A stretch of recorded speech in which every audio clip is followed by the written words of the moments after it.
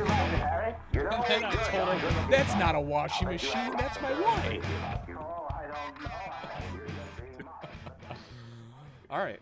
Well, we're gonna roll with it. All right. So Matthew, What? we are back for a special edition of the Halloween episode of the Brown Mama Show, episode 22. How you feeling today? That's hot.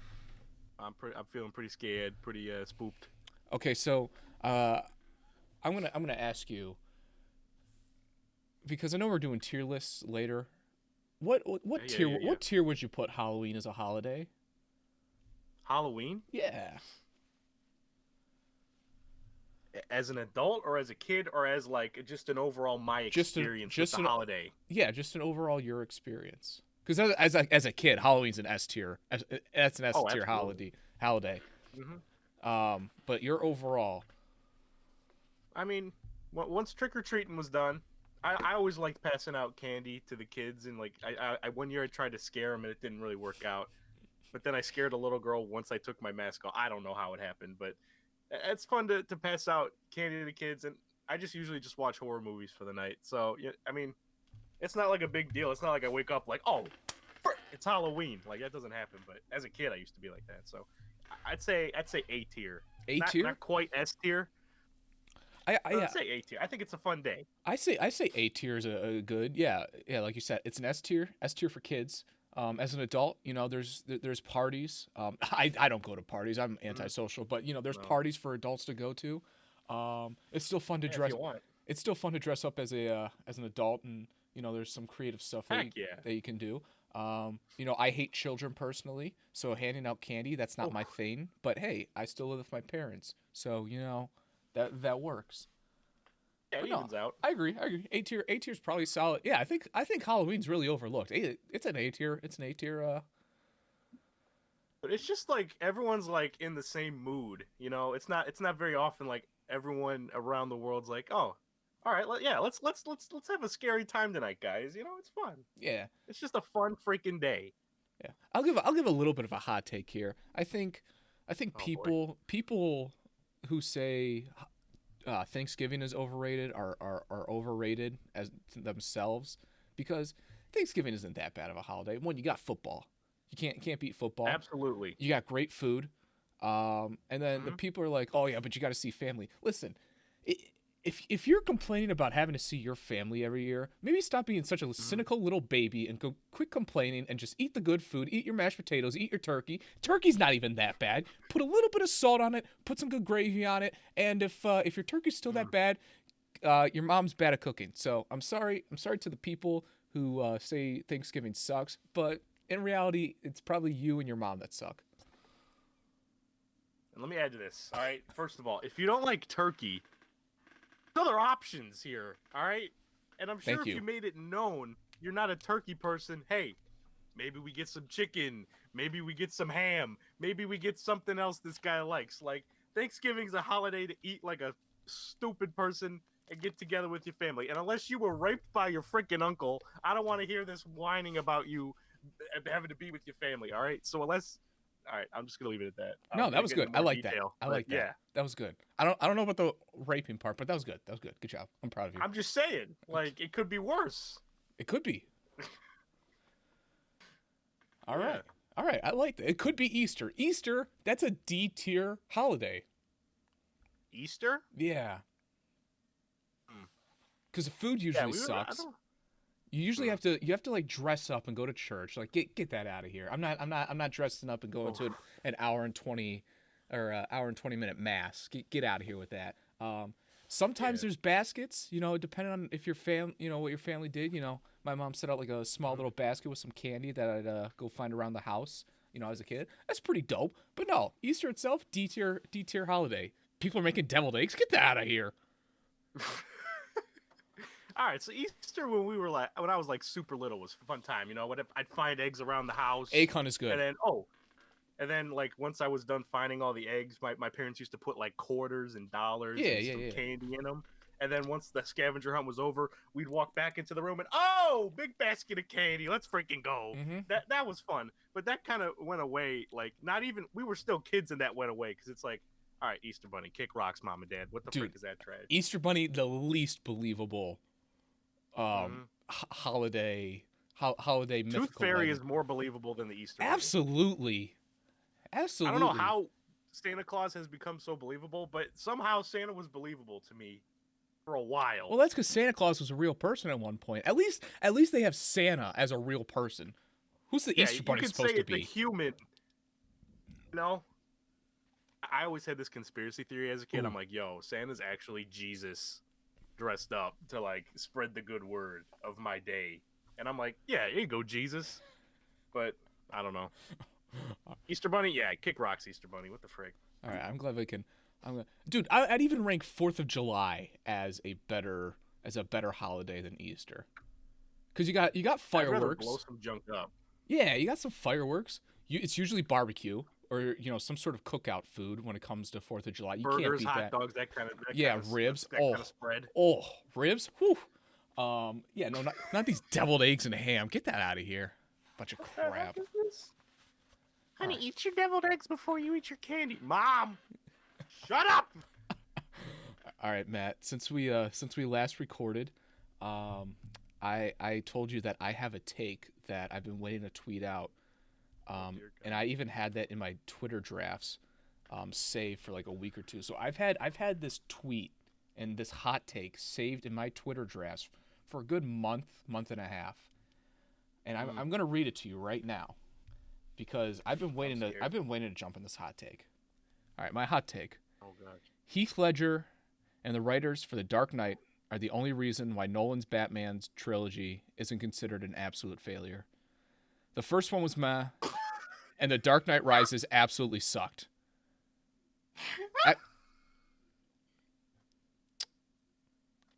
Oh, you're going still? Okay, continue. Hold on. Did I just get the? Hold on. 1 second. What's going on here?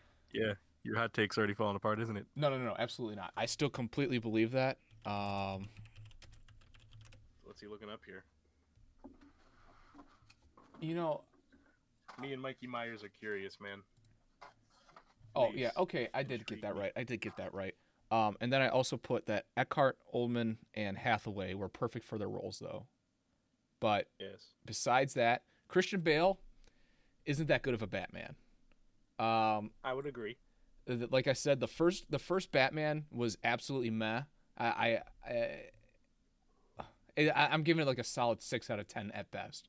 Dark Knight Rises, phenomenal 10 out of 10 movie, but only when Heath Ledger's on the screen. When Heath Ledger isn't on the screen in that movie, it's like a 6 or 7 out of 10 as well. And then The Dark Knight Rises sucked from beginning to end. So, Matthew, I know this is one of your favorite franchises in movie history, but it's a take that I've had for a while. Oh boy, and he's just been in the closet with it? Yes, please respond. Right. Mikey's got to go. That was bad. That was rough. It's true though. All right, let's go. Let's start with the beginning. Batman Begins. You gave it a 6 out of 10. And I can understand why. Over the period of Batman movies, we have seen the Batman origin story tackled so many times. Like, I can't think of a movie that, like, all right, the Michael Keaton first Batman, that had the all Mother's Dead off. Like, Batman Returns, not really. Batman Forever did it. Batman and Robin did it. And then it was Batman Begins, obviously did it. Dark Knight didn't do it. Dark Knight Rises didn't do it. But then Batman v Superman did it. So, like, the origin story of Batman's been done over and over and over again, for people are sick of it. But I think it's like the ultimate, like, all right, you want to know Batman's origin story? Just pop in Batman Begins, and you're good. It's a great telling of it. And that's what I would say. And that's why I say it's not bad. It's only meh, because I completely agree. I think that origin story kind of, I don't want to say creation, but the way that they framed that origin story was very good. However, the rest of the movie isn't. I would say, what am I trying to say? If you come into Batman Begins expecting like, oh, a freaking like a Batman movie, obviously it's not your traditional Batman movie. Guy in a cape and cowl starts beating up some bad guys. That doesn't happen until like an hour, maybe an hour and a half left in the freaking movie. Like the whole League of Shadows, the whole wait, my parents are dead, my life's gonna suck kind of thing is like the first half of the freaking movie. Sure. So like, but I'm intrigued enough from that movie to get it. And Katie Holmes, let me be real, Katie Holmes in that movie was awful. I just her performance was flat. I didn't believe it. Yeah, they definitely made an upgrade at Rachel. I agree that is a good point. There's some points in The Dark Knight where Maggie Gyllenhaal gets a little shouty, and I'm like, dear God, woman, I hope you get blown up by a bunch of gasoline. Never mind. But anyways, Maggie Gyllenhaal did way better than Rachel Dawes. I don't. It's 2008, guys. If you haven't seen The Dark Knight already, and you haven't seen The Dark Knight, but you've seen this podcast, kick rocks if you got spoiled. What the frick? Yeah. Liam Neeson. Great. He was great in that movie. I freaking loved Liam Neeson's character. I like Liam Neeson. I didn't love him as Ra's al Ghul. Like he was okay. I'm the flip. I usually don't like Liam Neeson because I'm like, oh, dude, okay. But I kind of liked him here. I don't know. I watched Taken, and I was like, that's it. Like I guess it's an okay movie, but yeah, whatever. Like, I watched it maybe a year and a half ago. I can't remember a single thing about it except for the freaking phone call scene that everyone quotes. That's all I remember. Yeah, I saw Taken 3. That's the only Taken I've ever watched. I haven't seen any of the sequels. And, I like action movies. I am down for a bad but entertaining action movie. Absolutely. It's so hard to believe that a 70-year-old Liam Neeson is doing all of that, though. Like, he's just not athletic. Like, not that entertaining. Yeah. Like, I watched it, and I'm like, all right, I get what's going on here. And it's like, oh, I guess that's it.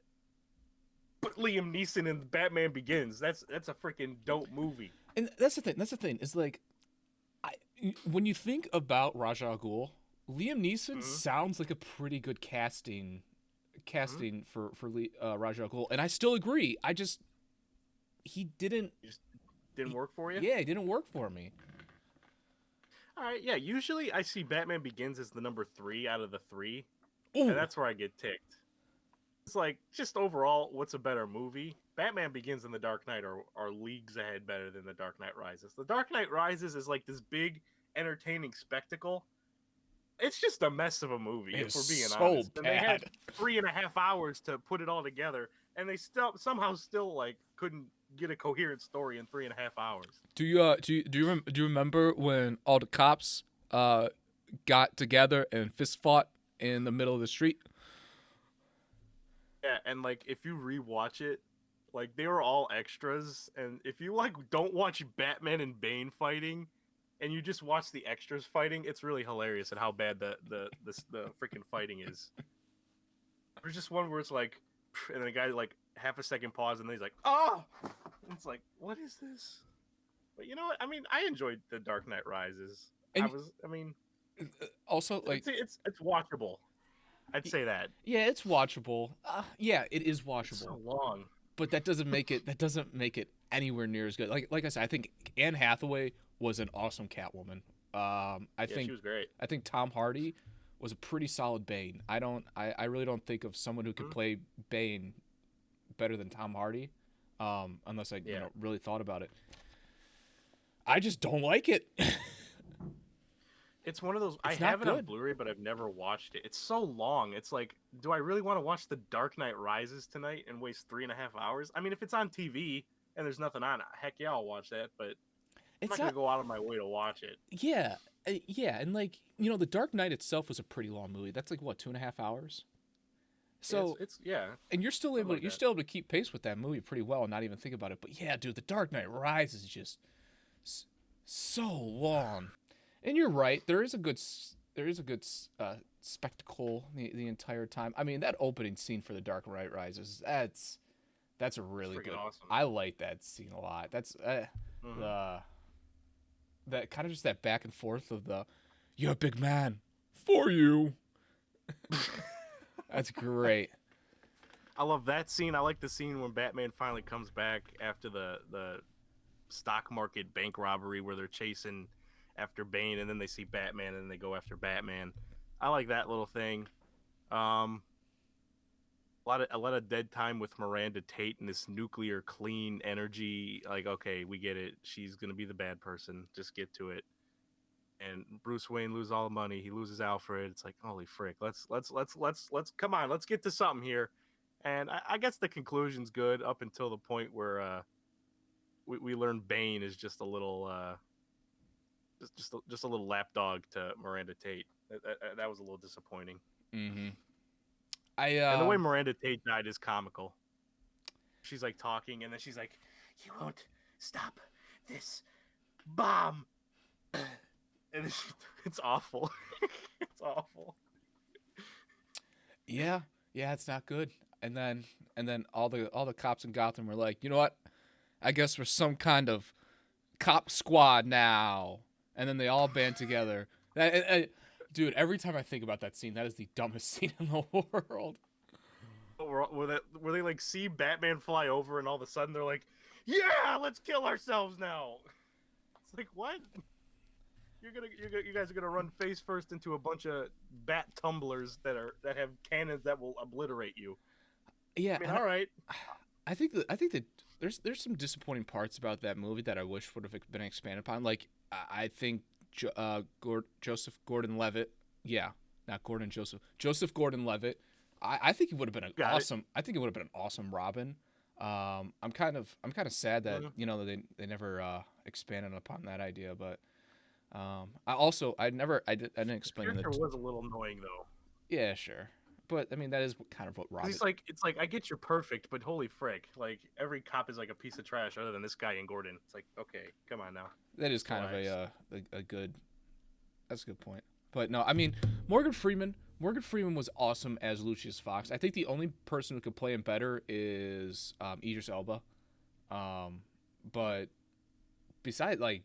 I mean, Michael Caine was a great Alfred, yeah, I like Michael Caine. And the only person who I think could play Michael Caine better, could play Alfred better is Jeremy Irons. I thought Jeremy Irons was just about. You like Jeremy Irons Alfred? I think I like his Alfred. Yeah, I think Jeremy Irons was probably the perfect Alfred. But that is why I think the Nolan Batman trilogy is just bad. But hold on, you say The Dark Knight is only good when the Joker is on screen? Absolutely. For real? Yeah, I mean, once Harvey turns into Two-Face, it gets pretty good. But the whole there is a little slow patch though. I will give you that. The whole during the court scene when Harvey Dent punches that guy in the face who pulls a gun on them, and he's like, "Wait a minute, I'm not finished." I'm like, "Okay, come on." Let's relax. Let's calm down there a little bit. If you're gonna kill a public serviceman, I recommend you buy American. So stupid. But I kind of love it. But there's that. Okay, you got the bank robber scene in the beginning, which is amazing, and then you have like a really slow part of the movie right after the bank robber scene where we catch up with all the events of after Batman Begins. Try to like. All right, let's develop our heroes, I guess. And it really slows down until we get back to the Joker, where he had his like disappearing pencil trick.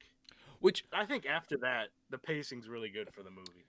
Which I will say, please do not take it as I think when movies are slow, they're bad. That's not true. Right. It's when they're bad and they're slow, it's bad. That is that is the part that I do not like. But no, I mean. So like I've watched The Dark Knight probably almost 100 times, and there's always that part where it's like, oh, bank robber scene, I'm hype, and then I gotta get through like 10-15 minutes of slowness, and then I'm good. And so that's where I stand. I hated the whole Hong Kong part. Like that could have been that could have been a good 5-minute part of the movie, and we wouldn't have just like cut that out, and it wouldn't have done anything to anything. Yeah, you could have just had Gotham Police or Gordon. Or even Batman track down Lau in Gotham. Mm-hmm. All right, that part's not even a thing anymore. Yeah, but again, that's the great thing I think about The Dark Knight is that I think it's a 10 out of 10 movie, even though I think like half or most of the movie is 6 or 7 out of 10. Like that is how good the rest of the confusing. That is how good the rest of the movie is with mostly Ledger and Two-Face. That's how good that movie is. That it just makes up for the rest. But but that was my hot take. Thank you for coming to my TED Talk. So like just saying the hot take, I'm like, this guy's a piece of trash. But once you elaborate, I can understand. Yeah, thank you. This is why Matt, dialogue is important in this country, people. I only have good takes. That's a lie, but okay. But there's still en fuego. What the frick is that?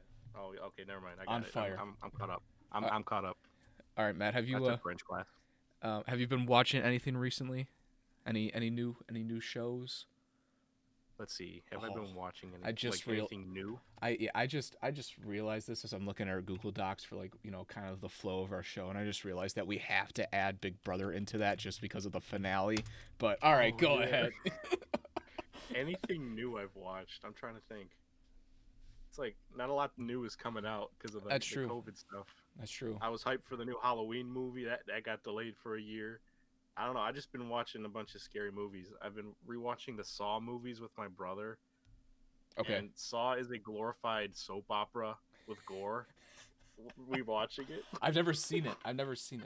Why is it? It's known for being this torture porn kind of movies where it's like super gross for no reason, and it has that. Sure. But in the middle is this super convoluted freaking story of like the origin of Jigsaw and who's on his side, who's against it. It's a time to keep up. Are they good movies? If you on your phone for a minute, it's tough.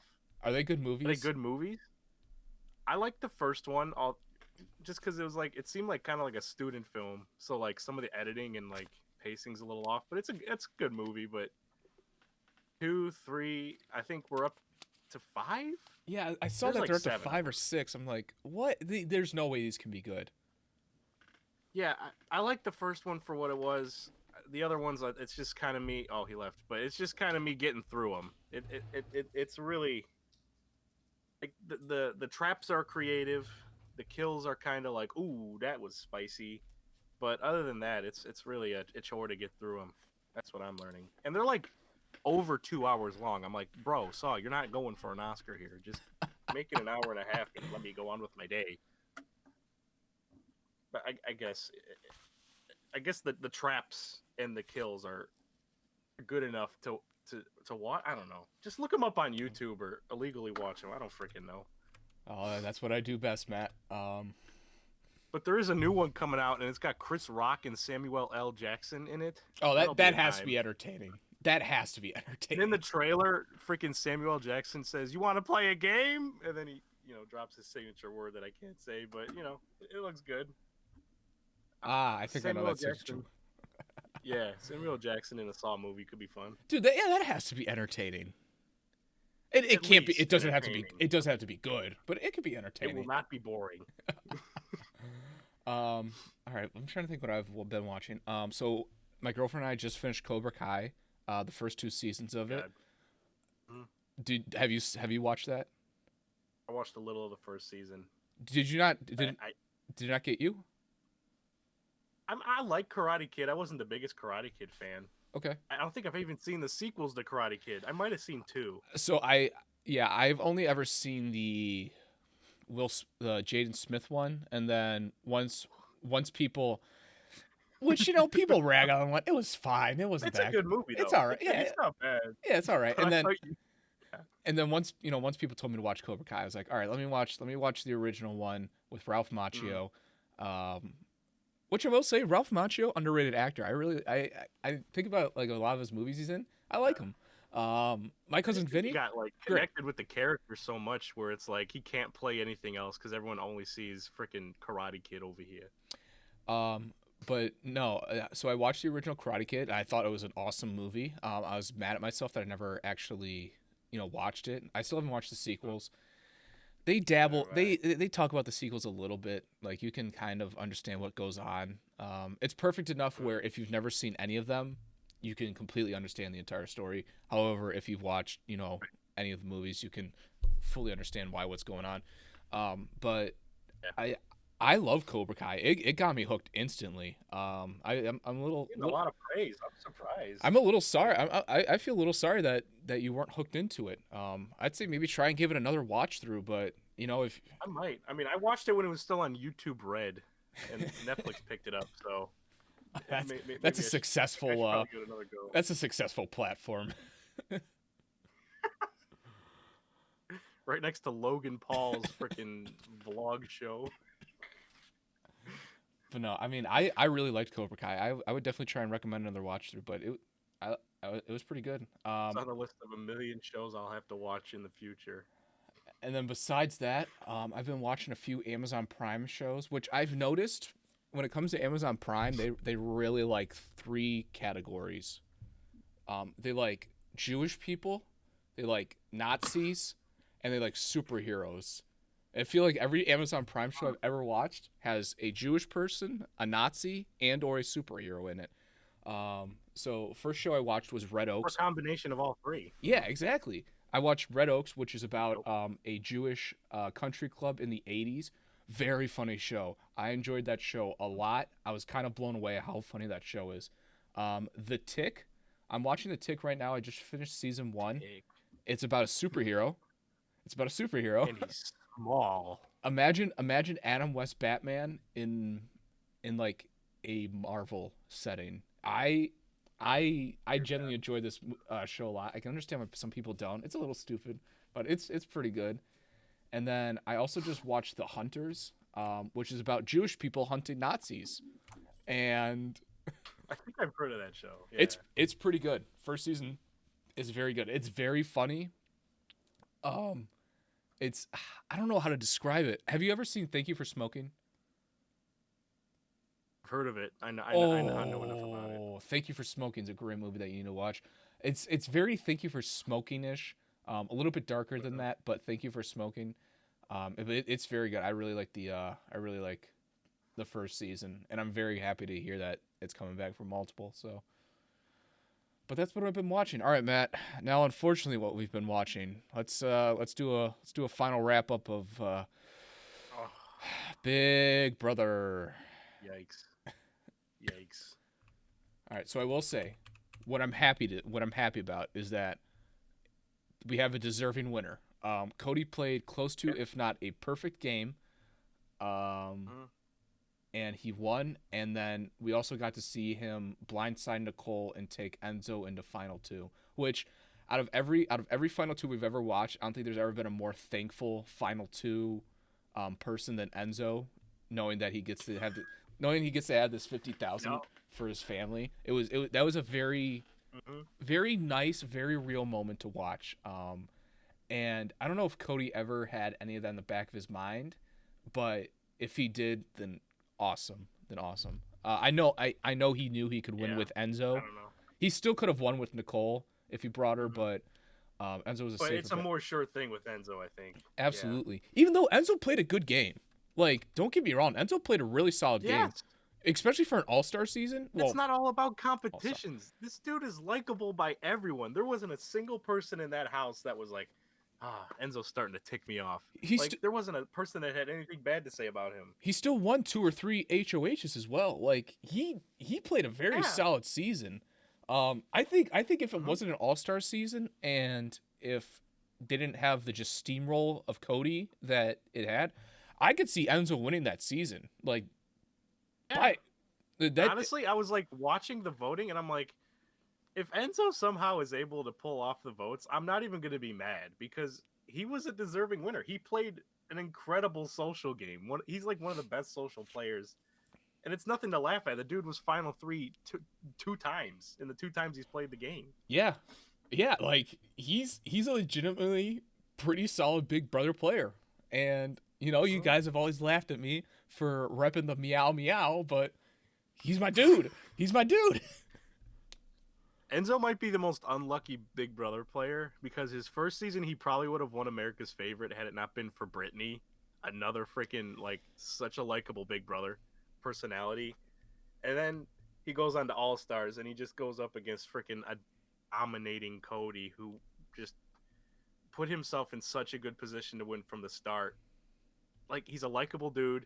He's a comp beast. There was no way Cody was getting out of that house. And I saw a lot of people complain about the pre-gaming, which I understand, but it doesn't matter what your pre-gaming is. You still have to play the season. Everybody was doing it. Everybody did it in season 7 when they had the Yeah. original All-Stars. So it's not like that was a big of a deal. You know, you can understand that, you know, having Derek get involved when he's not even part of the season, that's a little frustrating. But like, no, Cody played an awesome game and he deserves it. I think the only three players that really deserved to win this season was Tyler, Enzo, and Cody.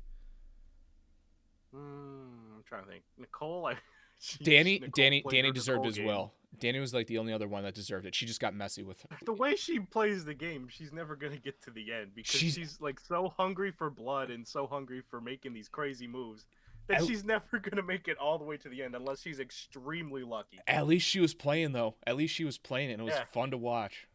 I'll give it to her. I mean, I don't know. I mean, freaking, I keep forgetting Kevin was a part of that season. What a disappointment he was. You know, the more and more just whining the whole season about how, oh, I'm not in power. Freaking talk to some people instead of crying in every room of the house, bro. The more and more that I watched Kevin, the more and more I liked him throughout the season. But I completely agree, he did not belong. He did not belong in it. Like the first few weeks, I was like, all right, this dude just needs to go. This is so stupid. Incredibly disappointed that we still did not get more than a week of Keisha. We needed at least up until Jury Keisha. Yeah. Oh, that would have been so entertaining to watch. And like the 1 week that we got of her, like she already was complaining about how much Nicole cries, and it was hilarious. Memphis was disappointing. I mean, Memphis was surprisingly good at comps, but yeah, such a boring guy. I hate to say it, but he was boring. And I understand when he put David on the block the first time and he didn't get him out, that he felt like he needed to get him out his second and third time as an HOH. I can understand that because you now have an enemy in the house against you. But dude, you wasted two more HOHs on David that you didn't need to. Freaking David, man. I'm happy for David. Ian really didn't deliver either. I was kind of like, oh, what's Ian gonna do? Yeah, Ian had all this talk. He was like, you know, once I win, I'm gonna shake things up. Boy, you gotta win first. Yeah. He didn't. I always thought, I'm like, oh, once he gets like a mental comp, he's gonna win. He's gonna win. It's like he just didn't do anything, and he was doing his little what he did at the beginning of 14, where he's kind of playing both sides, but he was at the bottom of the totem pole of both sides, so he really just put himself in like a so when's Ian getting out? He never committed to Janelle or Kaser, and I feel like if he would have committed to Janelle or Kaser earlier, that they all could have done something a little bit better, but he didn't. But why wouldn't you go with that side of the house, knowing this other side of the house is probably already having an alliance? Why wouldn't you, even if you join this side of the house and you get outnumbered and you lose, you're still at the bottom of that list. Like, Janelle's going to go, then Kaser's going to go, then you're going to go. So you have time to kind of, like, think of a plan B. But he just kind of stayed in the middle, and it's like, well, now you're really boned, dude. And that's the thing is, like, the alliances were obvious from day one in the house. With the exception of Christmas being a part of the committee, the alliances were obvious where they lied. And it's like, how do you not point this out, Ian? You were regarded a very smart winner. How did you not win this? It took a wall yeller to wake Ian up. And even then, he didn't do anything about it. Yeah, no. He just kind of got angry for an afternoon, and then he's like, nah, whatever. What else about the finale? I'm incredibly disappointed that Davon won America's Favorite Player. Oh, boy. I was guessing. I'm like, it's either going to be Janelle, Davon, or Tyler. And I think it was, what was it, Tyler and Davon were the top vote getters? Yeah, which definitely means Janelle was number 3, but they didn't want to include a pre-jury, member in that top 3. I was fine with Davon. I think she's entertaining. I think she's funny. Sometimes is she entertaining? Overhypes her gameplay. Yes. She's entertaining. That is absolutely correct. But she is a horrible player. I'm not even talking about a bad player. She is one of the worst returning Big Brother players ever. I'm not calling her dumb either, because I think she's very smart and she has some good reads, but she also knows she has some good reads, and she just assumes she's always right, which can be her downfall. The biggest, a lot of the time she's not right. The biggest thing that turned me off from Davon, besides the whole what she said about Kevin and David, is and how she still acts that she's right about those things. If you look at her Twitter and look at her interviews. Wait, what did she say? Let me get a little. So she called David and Uncle Tom, which, and then she also said that Kevin isn't black enough, and then also usually refused to identify him as a black man, even though he is half black. Wait, what? Yeah. Okay, all right. Yeah, so those two things, after everything that she preaches in the house, really turned me off about her. The biggest thing that turned me off about her was that whole blow up between Christmas, her, and Bailey, where she acted like, oh, here's my final two alliance member. We're a team in this house, and you're not included. Why are you still going after us? Like, I didn't understand that part. And I hate Christmas. Christmas is a horrible person. She's a horrible player. But I respected her for that move because she was taking out an obvious duo in the house. Right. Like, Bailey and Davon, I get you. This is your ride or die, right? I get that that's your final two, and that's who your number one allegiance is going to be towards. Mm-hmm. You have to at least try to get other allies. You have to at least try to bring in other people to give you numbers, because you're not gonna freaking make this to the end when you're only two people. Even Boogie and Dr. Will brought in other people in the first All-Stars. Oh no. And not only that, not only do they have to try and bring alliance members, which they never did, they actively shoot away potential alliance members time after time again. Like, they blew up on Tyler for going through a mental health issue and being like, oh well, Tyler's a snitch, Tyler's a fake, and all that. It's like, no, the dude was obviously going through a mental health issue. He wasn't eating. Even Davon commented on how skinny he was looking. And you're acting like, oh, Tyler's the fakest person in the world. No, stop that. They could have brought in Ian. David tried his best to work with them, and they shoot him time after time away. Kevin, he sucked at games, so you're not gonna do anything with it. But it's like, come on. Like, you lie with the Slick Six Alliance. They were so stubborn. Yes. Yeah. And even if you don't trust them, just say, hey, I trust you. In the back of the head, you know you don't trust them. You don't have to be like, I don't trust you. Get out of my face. I don't get it. No. Yeah, that's why I'm not happy she won America's Favorite Player, but it is what it is. At least I kind of thought it was coming, but yeah, I mean, at least she has a daughter to put it towards, but she keeps talking about how much she misses her daughter, but how many more reality shows is she gonna go on where she leaves her daughter? I'm just saying, like, it's fine. I'm not judging her for it, but don't go like, I miss my daughter. Well, quit leaving her. Yeah, and I get it. The money's probably good. I mean, everybody got paid $40,000 for 3 months of Big Brother. Like, that's pretty solid. Yeah, heck yeah, I'd come back. But I mean, I don't know. I'm tired of Davon. I hope we don't see her again. I'm tired of Nicole. I hope we don't see her again. I'm fine with bringing Danny back. I don't think we're going to see any of them back again. I'm trying to think of anyone that would come back from that season. Janelle? I don't think even she would come back. She said she'd do like a Legends reunion with like her. What the frick are you doing, Mom? Stop throwing things. All right. She said she would do a Legends, but that's never going to happen. You don't think that's going to happen? No. I think that they could absolutely. You're going to get Derek. You're going to get Will. You're going to get freaking Dan. Who else are you going to get? Danielle Reyes. Dan. John's son, or however you say her name. June's son. Yeah. Who else could you get? Is Tyler going to come back again? He barely made it this time. He still deserves to come back. He's still a top player. I would welcome him to a Legends. Will he come back? I think he would. Who else? Who else could you bring back? Would Paul? Oh, guys. Probably. Like, you'd kind of have to bring Paul back. I mean, it was final two twice. If it's going to be a Legends, I mean. Who else? Maybe Vanessa? I just don't see it that you're going to. Oh, yeah, Vanessa. Vanessa would be a good one to bring back. Well, I don't know. She just had a kid. Yeah. So, Rachel Riley, who also just had a kid. Brittany. Even though Brittany was not a good player. She played all right season. She's a good season 14, but she's a good social player. She's a great social player. She kind of plays. She's like the female Enzo, dude. Everyone likes Brittany. And that's it, yo. Except for Rachel. And Rachel doesn't like anyone. I think they're friends now. Are they? Yeah, I think they are. But in the game, they do not like each other.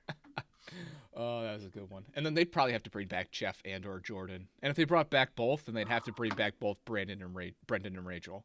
Like, I know. We have to waste legend spots for Brendan and Jordan, and even Jeff.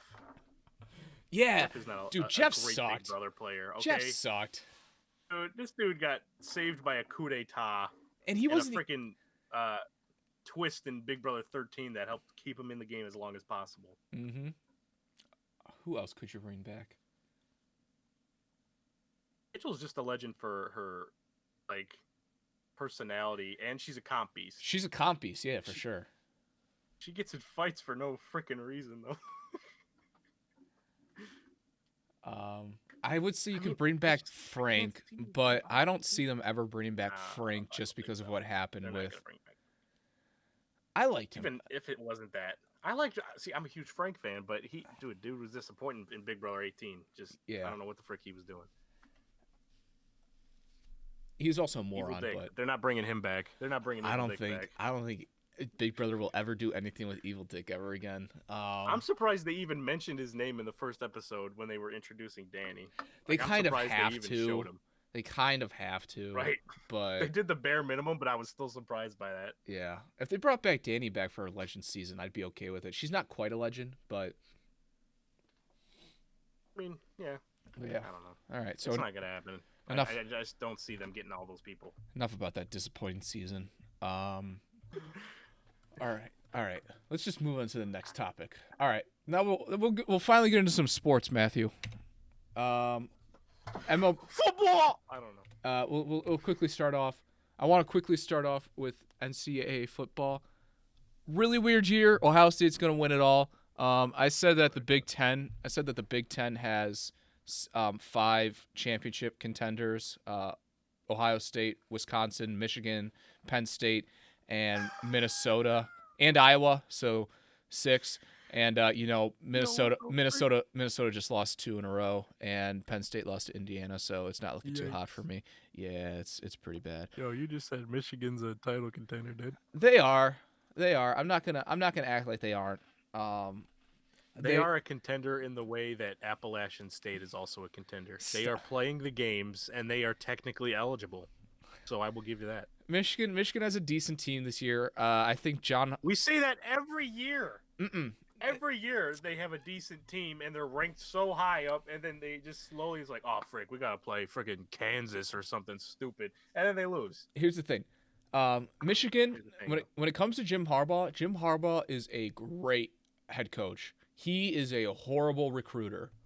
He does not recruit players well whatsoever. So he should be back in the NFL then. He should be. He absolutely should be. He is the opposite of Brady Hoke. Brady Hoke was a dynamite recruiter for college football, but sucked as a head coach. All right. But yeah, no, college football. Shea Patterson. Ohio State's going to win it all this year. Clemson doesn't look that good. Alabama doesn't look that good. Georgia. Kirby Smart is the Jim Harbaugh of the SEC. But yeah, that's college football. You keep saying these teams don't look good, but every time I check the box scores for college football, these teams are winning 72-6. That's because Alabama plays like Chattanooga. What's good to you? That's because Alabama plays like Chattanooga. Okay, who did Ohio State play? Did Ohio State play the Cornhuskers? Yeah. Are we going to consider them legit? Yeah. College football is boring. Stop. Except for, like, 8 games all year. Stop it. If it takes until the Rose Bowl for things to spice up, you're not going to intrigue me. It's like recommending a movie and saying, like, dude, like, first 2 hours suck, but let me tell you something. The last 10 minutes, oh, baby, it's hot. No. That's what college football is. Okay. Oh, so it's kind of like Shawshank Redemption. Yeah. Oh, mama, did he just trash Shawshank Redemption again? One of the most perfect movies. Yeah, perfectly crap. There's not a single moment in that movie where I'm like, man, I'm bored. I better go watch something good. Really? Because I'm like that the entire movie, besides when he's crawling through the crap. He's actually crawling through the rest of the movie at the end. So you there. don't care about any of the characters? You don't... Oh, No. my gosh. No, that movie is horrible on making you like the characters. Besides Morgan Freeman's character. Yo, what the frick is happening? I don't agree with any of the words coming out of your mouth right now. That's okay. You don't have to agree because your takes are usually garbage. So. Yo, like Bruce Springsteen sounding like he's taking a dump every time he records an album. Listen, I didn't say I love Bruce Springsteen. I just love the Santa Claus is Coming to Town Awful cover. Especially when he has We Are the World would have been a better song without he has Bruce Springsteen. Clarence with the solid saxophone solo. You kidding me? This is a debate? It's not a good song. All right, let's move into the MLB World Series. Dude, if I freaking farted a whole song, but I got a sick piano solo coming up, are you gonna be like, "Oh, this is a good song, dude"? Depends how sick the piano solo is.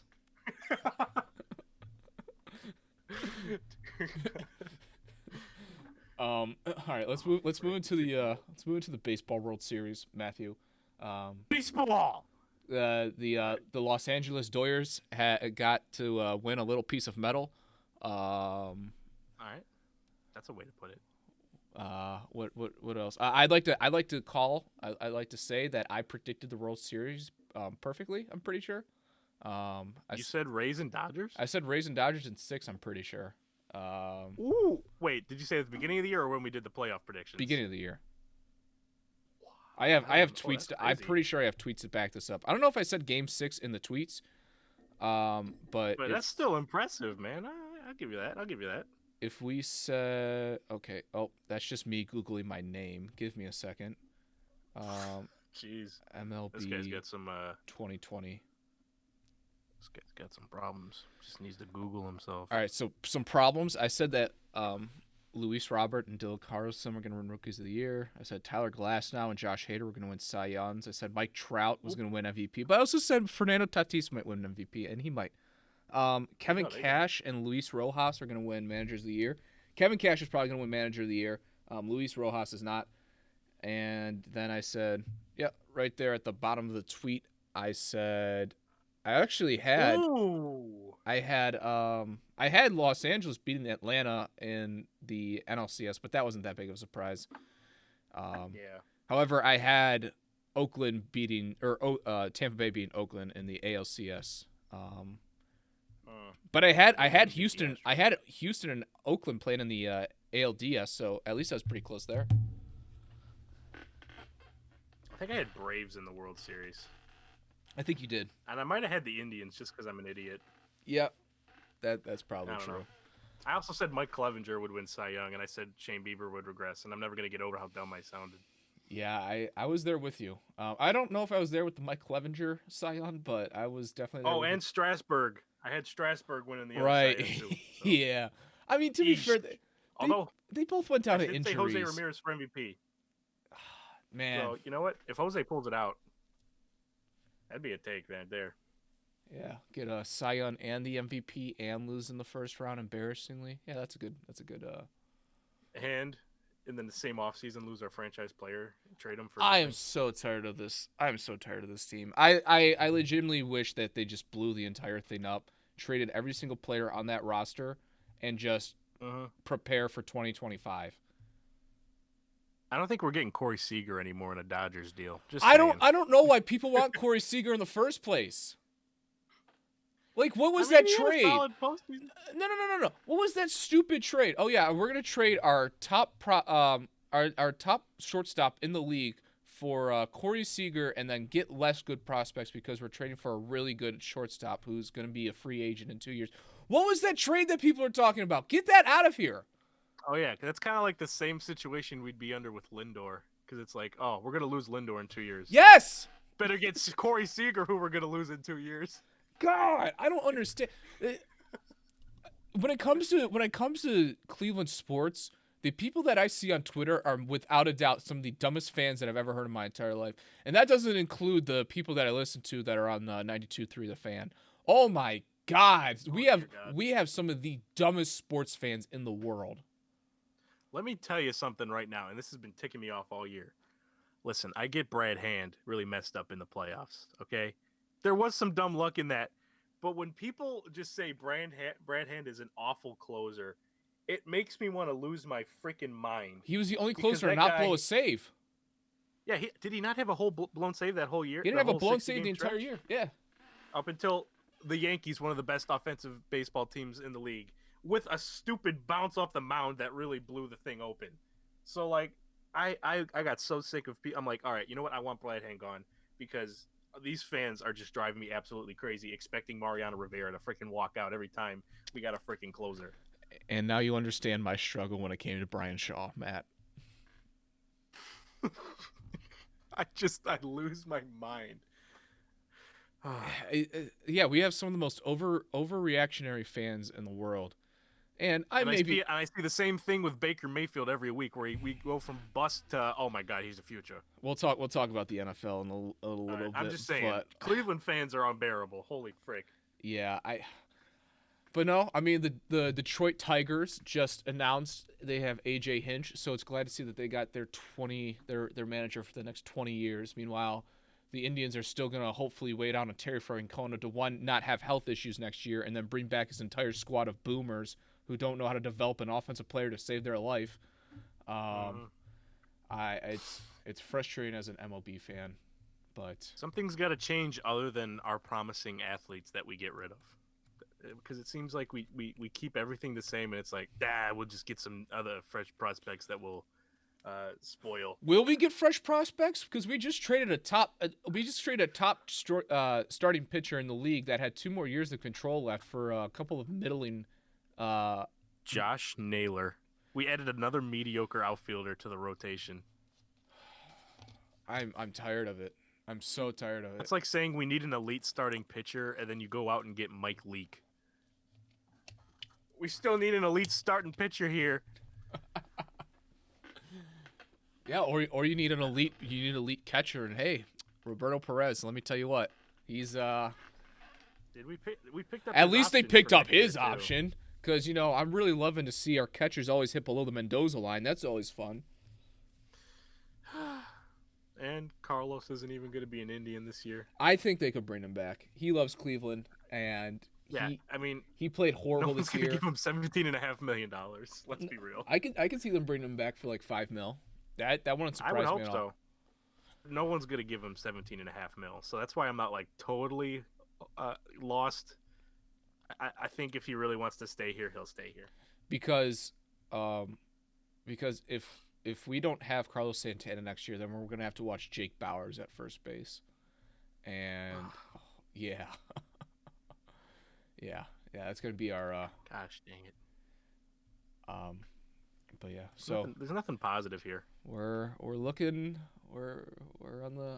We traded Mike Clevenger for Cal Quantrill, who's like, okay. We added 2 more middle infield prospects to our farm system, which already is loaded with middle infield prospects. And what did we get a shortstop in the mix too? In the trade? Yeah, both prospects are middle infielders that we got. It's like. And I think we got a left-handed pitcher, right-handed pitcher. I think that's Qual Contro, right? Yeah. Yeah. Both the other prospects that we got are middle infielders, in a farm system where I'm pretty sure our top prospects are all middle infielders. Let me look at the Indians' top prospects, because we have Tyler Freeman, who I love. I cannot wait to see him in a Indians uniform. He's going to be really good. I'm trying to think. Yeah, we have Tyler Freeman. Gabriel Arias, Brian Rochino, Aaron Banks, Gabriel Rodriguez, Carson Tucker. All of those names right there are all middle infielders, and those are just our top 15. Dear God. And we still got other guys like Owen Miller. He's our 18th ranked prospect. I'm trying to see if I recognize any of these others' names. No. Oh yeah, Will Benson. That was a great first round pick. Willie Benson. Like all this front office has done has wasted the trade value of prospects and never moving any of them. Like this front office is too afraid to move prospects to actually win things, and they have wasted the trade value of Bobby Bradley, Yu-Chang Chen, and now they're going to do the same thing with Will Benson. A few years ago, you could have got some really solid players for those guys. Mm-hmm. All right, Matt. I mean, I'm trying to think of some good moves they made here. Francisco Mejia. Franmil Reyes. I like Franmil Reyes. Getting him. Francisco Mejia. Holy frick! I thought he was going to be good, and I thought he was going to be good too. Yeah, I mean that trade for Brad Hand and Adam Simber from Francisco Mejia, really good trade looking back on it. But yeah, I mean, that's just you got one Puig guy. For half a year. Like that's just one guy. Like you have a very well respected farm system. Trade these guys.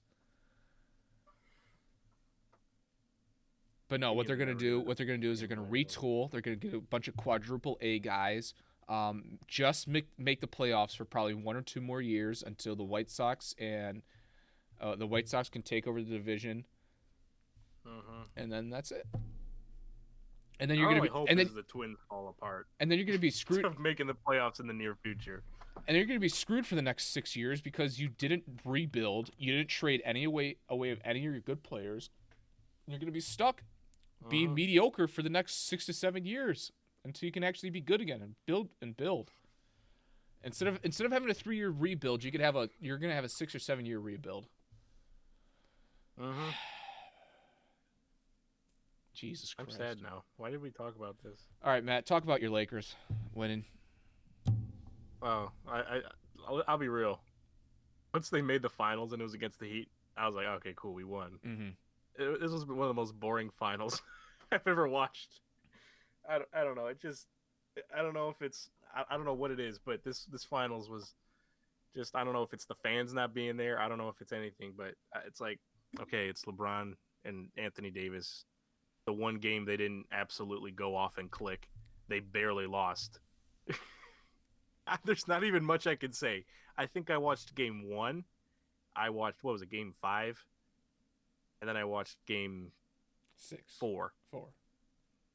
Did you not even watch the clip? You didn't even watch the winning. No, I watched them win. I watched the final game. Did it only go 5, or I thought it went 6? Did they go 5 or 6? I don't think the Heat won 2 games. I think they only won 1. This is how forgettable. This happened. What was it? The beginning of this month or middle of this month, and I already forgot it. Yeah, it went 6 games. It won 6? Yeah. Oh, cool. I cannot. Freaking Bam Adebayo was hurt all series. Goran Dragic was hurt. Tyler Hero had 1 game where he made a little face, and everyone's like, "Oh, here we go." It was a boring series. Jimmy Butler put up a great fight. Yeah. But I have never been less invested in an NBA final series, and my team was in it. I'm so. I think this is the way the NBA is going, because you can't connect with these players. You can't connect with them because they're going to be gone in 2 years once they want to go somewhere else. Yeah, and that's the thing is, what do they need to do? And probably the fix is going to be a hard cap instead of the soft cap. That's probably the only thing that I can think of, or a max. I don't know. I don't know what they need to do. I don't know what they need to get rid of, but it's so disappointing to not see the Celtics in there, because I think the Celtics would have at least taken it to 7. I know the Celtics played bad against the Heat, but they would have at least taken that series to 7. They would have been good games at least. Yeah. And I mean, I think we're laggy again. we are a little bit, but I think we just came back. But I don't know. Like, at least with the Celtics, like you have young stars in there that you could display. Like, Jimmy Butler's a great star to display, but he's really the only guy on that Heat team that you can display. I mean, at least with the Celtics, you got Tatum and Brown, and there's still Kemba Walker there. So yeah, it was a boring series. I don't even think I watched a game. I mean, usually if it was on during football, I was flip when the football game was on a commercial. I think the only time I dominantly watched the finals game was when the Lakers were going to clinch it, and they were up 30 in the third quarter. So yeah, real intriguing freaking matchup here. All right, let's move into the NFL. Matt, let me hear about your Packers. What are you thinking about? It looks like Aaron Rodgers is having one of his best years of his career. They just lost to the Bucs though, but I mean, the Packers look like they're going to go to the Super Bowl this year. Without a doubt in my mind. I freaking hope so. They look like the best team in the NFC. So, I mean, they beat the Vikings, they beat the Lions, the Falcons, the Saints, who are respectable, and then the Texans, and then they lost to the Buccaneers. But I think a lot of factors played into the Buccaneers game. But we look really good. The offenses looked good even when Devontae Adams isn't there or Aaron Jones isn't there. People have stepped up, like Big Bob Tonyan, the tight end, stepped up when Adams was gone, and then Jamal Williams stepped up when Aaron Jones is gone, and he's going to be out again for the Vikings game this week. But Rodgers has been good. I think he's finally comfortable in Matt LaFleur's offense. Defense is still a little shaky, but we've also had some injuries. Kirksey should come back this week, but then again, he'll probably get injured again. Mm-hmm. But Zadarius Smith is off to kind of a slow start, but I have faith that he'll turn it around. Preston Smith is finally starting to turn it up. Kenny Clark's getting healthy. So I'm not totally counting out this defense yet. The offense looks freaking good, and I'm hyped. I don't know. That Buccaneers game, man, the two interceptions early, I guess, just kind of killed all the momentum. I don't know. That Buccaneers defense is legit, though. Yeah, it is. And it's going to, once again, Brady's going to be carried by a defense. Listen, Tom Brady's looked good this year, though. Okay, he's looked better than what I thought. He had like 15 touchdowns, 1 interception in the last 5 games. He's looked much better than what I thought, but come on, he just added Antonio Brown, another weapon for him. Dear God. Oh yeah, I'm sure that's gonna go really well. I don't know. AB and Tom Brady have a good relationship. Like even after the Patriots cut him, it seemed like Tom and AB stayed relatively good. So if it's gonna work, it's gonna work with the Buccaneers. But who knows with Antonio Brown? Honestly, who knows? It's gonna be fun though. I don't think he's there by week 10. Really? You think they're just gonna give up on him, or he's just gonna lose his marbles? Yes, without a doubt. All right, so I'll quickly talk about my Brownies. Boy, I don't know what to talk about when it comes to these guys. Talk about it all. This defense is absolutely horrible.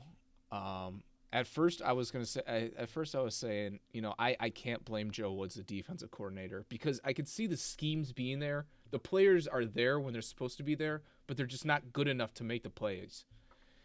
Absolutely. And I don't know if I'm starting to turn on Joe Woods or not, because some of his schemes are just really head-scratching. But this defense is so bad. There's no way this team can actually compete in the playoffs if they make it, which they probably should, especially with this expanded playoffs. They should make it. The offense. Okay, I know you're not. I know you're not supposed to say that the Browns are going to look better without OBJ, because I feel like there are factors that go into OBJ when it comes to safeties covering him that allows the run game to open, and allows other passing routes to open. Rip the Band-Aid off here. The Browns are absolutely better on offense without OBJ. I have said it before. I'm not afraid to say it. Baker does not go through his reads and his progressions like he did his rookie year. Everything that I saw once OBJ got hurt, got hurt on that last game, everything looks like 2018 Baker. I wish Kevin Stefanski still threw in some RPOs when OBJ was on the field, because some RPOs with OBJ in the slant could prove to be very deadly, especially since the slant is OBJ's best route. But when it comes to a full offensive scheme, they are much better without OBJ, because Baker locks onto OBJ. Baker doesn't go through his reads and progressions. Baker's been the guy to spread the ball out to his receivers that are open. And last year he didn't do that. Last year he was locking on. Now part of that was Freddie Kitchens' game plan of just running 4 verts the entire time and not having an offensive line to do it. But Baker's spreading the ball. He's looking at guys. He's making the back shoulder throws. I can't tell you. I can probably tell you that the back shoulder throws between the start of last year to now, before the Bengals game, was probably maybe a dozen. Suddenly he threw like 6 or 7 back shoulder throws to Rashard Higgins and other guys on the team, which was a deadly throw for Baker when he first started in the league. He loved those back shoulder throws. They proved to be very good, especially when he's thrown to Jarvis, which I assume is going to be coming here soon with Jarvis. That connection is going to start clicking, and it's already been there, but that connection is going to start clicking here soon, and it's going to be deadly. But the Browns are better without OBJ. I don't know if they should trade him. If they can get defensive help, if they can get a good linebacker this offseason by trading OBJ, a good linebacker and a pick by trading OBJ, I'm okay with it. I would still like them to probably get a good wide receiver in the offseason because I don't know how well Jarvis Landry and Rashard Higgins could hold up being the wide receivers 1 and 2. I think Donovan Peoples-Jones has an exciting future in this league, but he's not ready to step into that wide receiver 3 position yet.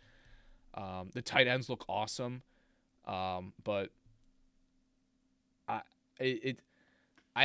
knew going into this year the Browns weren't going to be a Super Bowl contender. I still know that, and I'm okay with that. I'm okay with them losing in the first round of the playoffs as long as it's not to the Steelers.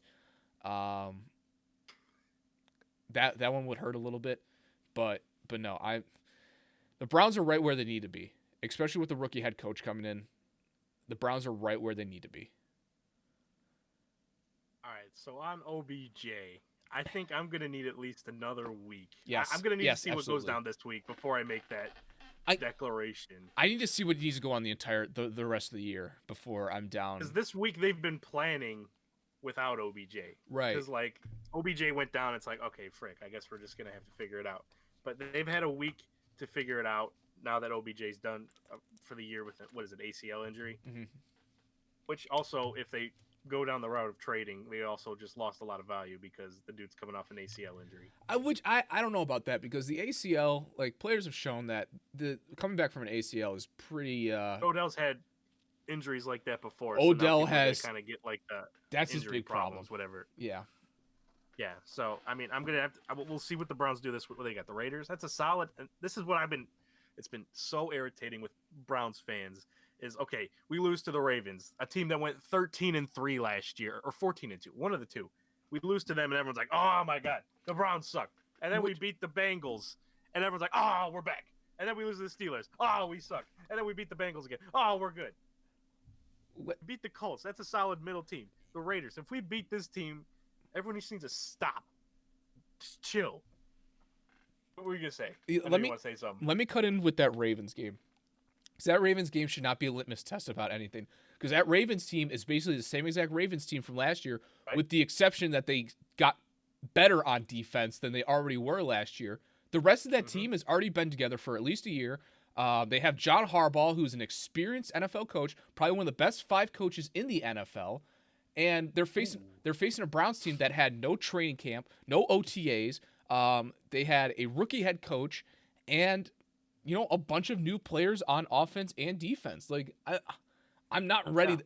I was not ready to blow it up after that game. Like, the Steelers. And that's the same thing with the Buccaneers against the Saints. They had all these new players, and you know they didn't look super. They don't look like they look now, and everyone started freaking out like, "Oh, Tom Brady's gonna ruin this team."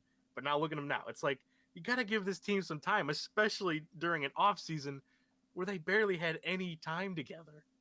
Like, just freaking relax. And the same thing goes with the Steelers. You know, the Steelers have a dynamite defense that have been together for the past year or two. They have Mike Tomlin, who's a top 5 NFL coach. They have a veteran quarterback, a Hall of Fame quarterback. I understand that there's some issues when it comes to new wide receivers, except they've been clicking. But calm down. Like, should they have been blowouts? No. No, that's obviously like, oh, okay, that's concerning how they gave up and they just let it get to that point. Mm-hmm. There's concerns. There's things to improve, but it's not like, oh, okay, season's over. We suck. When it comes to having a rookie head coach and a lot of new players, there are concerns, but there's nothing that I've seen that's like, oh yeah, we can't fix that. and a quarterback that has to learn yet another offense. Like, give the dude some time to just like click in. Yeah, I kind of messed that sentence up, but just give him time to just get comfortable with one offense, because we even saw with Aaron Rodgers, one of the greatest quarterbacks of all time. He's learning a new offense. It takes some time to get comfortable and freaking do your own thing and get comfortable to do whatever you want and really look at the field more open, because you're not worried about, okay, what am I supposed to be doing here? Instead, you're going to be like, all right, what's the right play to do here? Right. And I think chill the frick out. I think when it comes to the Steelers game, that was more on Kevin Stefanski and his play calling than it actually was the play on the field. I love Kevin Stefanski. I legitimately think he is the guy. I don't think I've ever said that about a Browns head coach. I think Kevin Stefanski is the guy. And I think Andrew Berry is the guy to be in the front office as well. But that was a very Freddie Kitchens display by Kevin Stefanski in that Steelers game.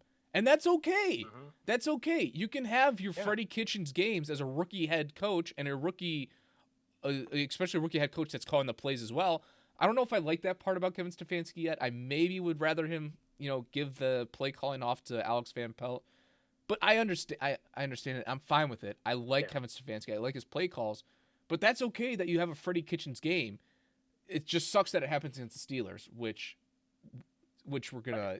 already had a very good defense. But if they, you also have to understand that Steelers team is really freaking good. Yeah. And they're looking like they could make a Super Bowl run this year.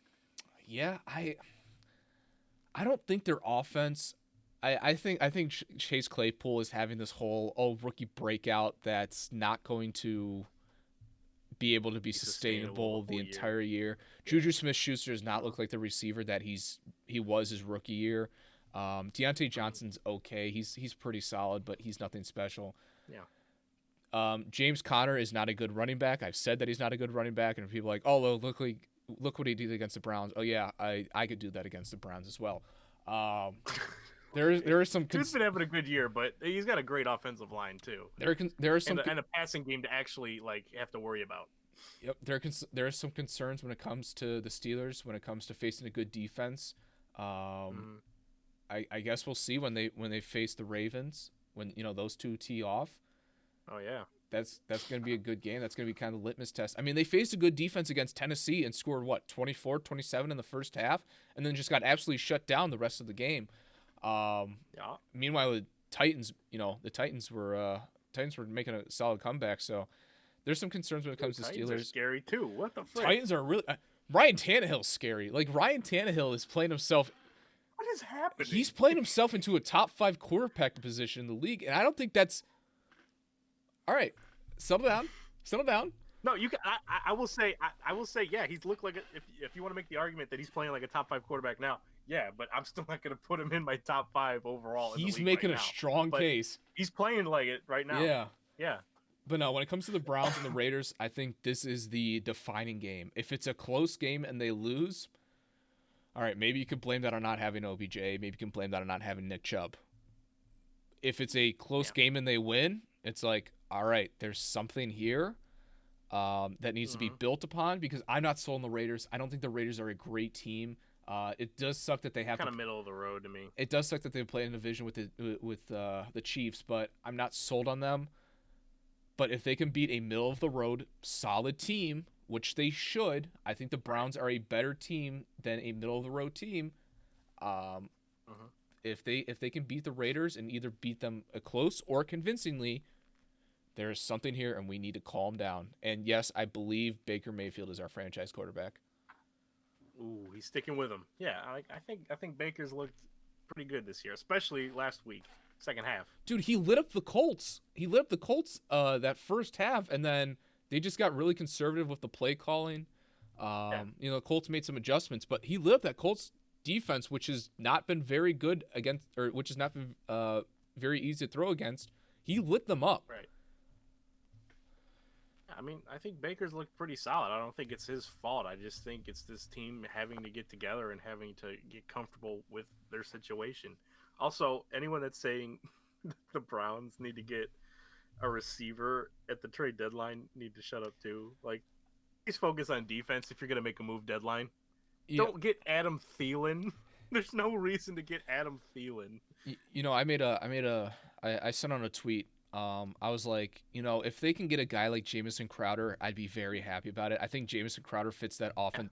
I think he fits the offense very well, but I wouldn't want to see an overpay for him. If they can get a guy like Brashad Perryman or John Ross from the Bengals, just a guy to blow the top of the defense off, you don't need him much more than that. I think that's a solid. I think that's a solid pickup. Like people are saying Will Fuller, I get it. If he's there cheap, yeah, take him. But he's not going to be there cheap though. No. No, they should have made the move while Bill O'Brien was still the GM. That's what I said, because the freaking Packers were going after Will Fuller too. I'm like, well, frick, where's Bill O'Brien now? I think I said something like we could have got Will Fuller for like a 5th round pick and a pair of Walmart Shaq shoes for Will Fuller, man. Dang it, I miss Bill O'Brien. No, Come on. I think when it comes, and also I'm sure for an offense, it's very demoralizing every time you score that your defense just lets a team march right down the field. Obviously, they need to just retool their linebacker core. Their defensive line sucks with the exception of Myles Garrett. I'm not worried about the cornerbacks. Terrence Mitchell's not a number 2 cornerback anymore. He was the past few years, but if Greedy Williams ever gets healthy, I could see Terrence Mitchell easily fitting into that number 3 wide receiver or that number 3 cornerback slot pretty well. Grant Delpit is hurt. Once he comes back, that safety core should be kicking pretty well with him and Carl Joseph. If they went out and they got a safety, like a rental, I'd be okay with it. But I'm not too worried about it. Let's play good enough to make the playoffs, to show that you're there, but not good enough to where you don't get a solid pick next year. Right. So. Oh yeah, that's fair. But I don't know what the Browns are going to do at this trade deadline. They might pick up a rotation guy for D end, but besides that, nothing's going on. I don't think. Yeah, I can't really think of something where what's on the market right now for the Browns that they need to make the move. I don't see it. I know Miles Jack's considered to be traded, which if they got Miles Jack, I'd be very happy about. But Miles Jack's a beast. But you're gonna pay a good price for that. He's like one of the only few players where if you put OBJ in that trade with, I'm like, all right, Miles Jack could be the future of your linebacking core, and he plays middle linebacker, which is the most important, position. But, all right, rest of the NFL. What's surprising you? What's not surprising you? What's surprising me? Frick. Are the Bills pretenders or contenders? I think they're still trying to figure it out. There's weeks when they look amazing, and I think they're like in a better situation with the Browns, but they're kind of in that situation where they have really good games, bad games. I think the Bills still have a really good defense. I think the Bills have enough firepower on offense. I don't see them making a Super Bowl run. But I can see them winning a playoff game or two. Yeah, guess, but especially with that defense. I could definitely see them. I could definitely see them win a playoff game with that defense. I think they need to make an upgrade at running back. As much as I like Devin Singletary, he should not be your number 1 He's not an guy. every down back. No, I mean he's kind of like a change of pace kind of guy. I'm not sold on Josh Allen yet either. Even though I want to be, it's like I don't know. He wants to be a meme so bad. It's like, come on, you can be good, Josh. Just turn it around. Yeah, I think McDermott is a awesome head coach. He should be there for a very long time, and the Bills should be happy that they have him. But just because they're the AFC East, they're contenders.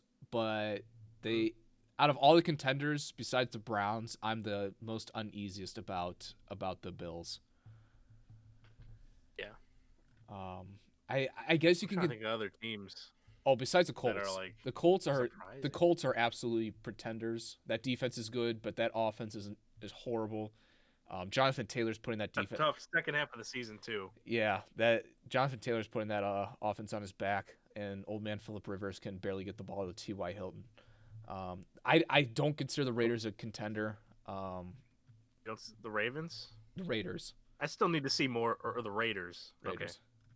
Yeah, okay, I thought you said Ravens. I'm like, I don't know that. Lamar Jackson is coming back down to earth this year. I think people are starting to finally realize, oh, this guy really needs to work on his passing game because he's made some really good throws, but there have been a lot of passes where I'm like, this dude's just not seeing the field right. And I think that's something Baker's been getting a lot of heat, but Lamar's not really getting any of that criticism where it's like, you're not seeing the whole field, dude. It seems like he's like really like before even this play is called, he's like, all right, I'm running here. Or, all right, I got to freaking find someone because I'm not running here. It really seems that's the way Lamar's playing. Yeah. What are the Dolphins doing? Why are they playing Tua? Like, well, now they got Tua Tagovailoa coming in, and I don't know how the frick how he's gonna do. I think you and I both coming into this offseason or coming into the season were very high on the Dolphins. We both thought this could be the dark horse team, for the next couple of years. They had a really good offseason. They added a lot of really good pieces. And I still agree. And I think they could be. There's still some things they need to work out on offense. But I don't understand the point of playing Tua. Maybe because the Bills are like the only competition that you have in that division. I mean, the Patriots are really, lackluster this They're looking sus lately. Yeah, like if you think you can win a division, I get it. But man, the Dolphins are still a couple of key players away from actually doing something, and you're going to get those key players through draft picks. So just take it easy this year, let it ride with Ryan Fitzpatrick, win 6 games, and still get a solid draft spot. I thought we were going to see Tua this year, but I was thinking like week 12, 13 once they got eliminated. Yeah, but I was surprised. I'm like, oh, okay, I guess they're done with Fitzpatrick. Who, I mean, for Ryan Fitzpatrick, he's been playing pretty well. You got Ryan Fitzpatrick as your quarterback. You're doing about as well as you would hope right now. Yeah, I'm surprised about some of the comments he made, but they make sense when he's like, "Yo, I feel like I just got my team stolen from me," and it's obvious he's very happy for Tua, and he knows that's his role is to be there and build Tua, but like, I can get it. He probably feels he didn't do anything to be like, "Oh, I guess we're done here." Right. But besides that, I mean, I got nothing else for any of the AFC. A week ago, I would have said the Bears are surprising me, but they really got exposed against the Rams. So, I mean, we'll see what they do moving forward. But, they're going to be probably without Allen Robinson this next week. But yeah, Nick Foles has looked like, okay, this is a solid defense with enough offensive weapons to win some games. But now I'm starting to think this offense is not enough. He's not the answer. This, Bears team out. He's not the answer at all. Yeah. I mean, yeah, it's not Mitchie. I've always been high on your Packers. Jair Alexander's the best corner in the league, and I keep saying that. He's up there, man. The Lions, they're 3-13, or I'm sorry, they're 3-3. I hope they go 3-13. I hope that team loses every single the rest of their games. I hate that team now for making me look like an idiot. Jesus. All right, who's coming? Remember when I said the Falcons would go 12-4 last year? I think you said 13-3. Dear God.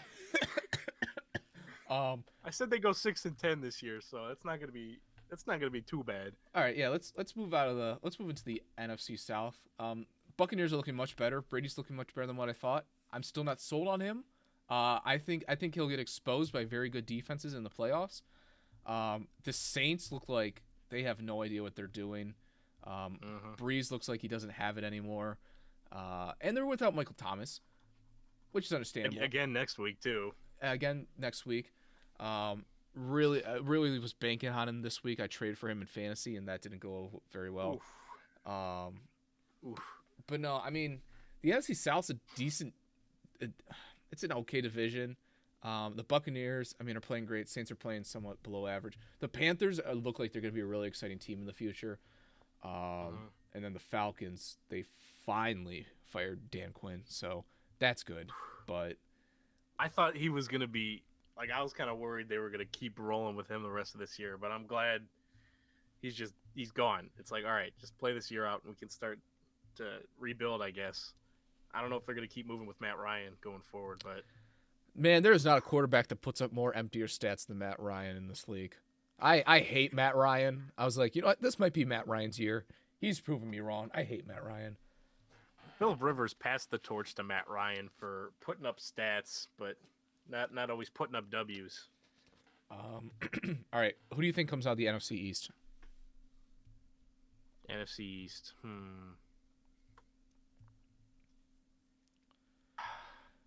The Eagles? I mean, Wentz is playing good. Wentz is finally back to playing good, and the Eagles are getting somewhat healthy.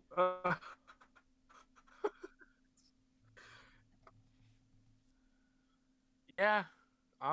I guess by default, yeah, the Eagles. Cowboys are pretty much out of it. Their defense is an actual joke. And now they have Ben DiNucci. Washington, I don't know what Washington's doing. New York needs to, whatever they're doing. And DiNucci. Are you telling Matt? Are you telling me that I don't know what the frick the Giants are doing? So are you telling me that Daniel Jones? Are we breaking up again? Hold on, my mom is yelling for me. I'm sorry. What? I'm talking to Casey. No.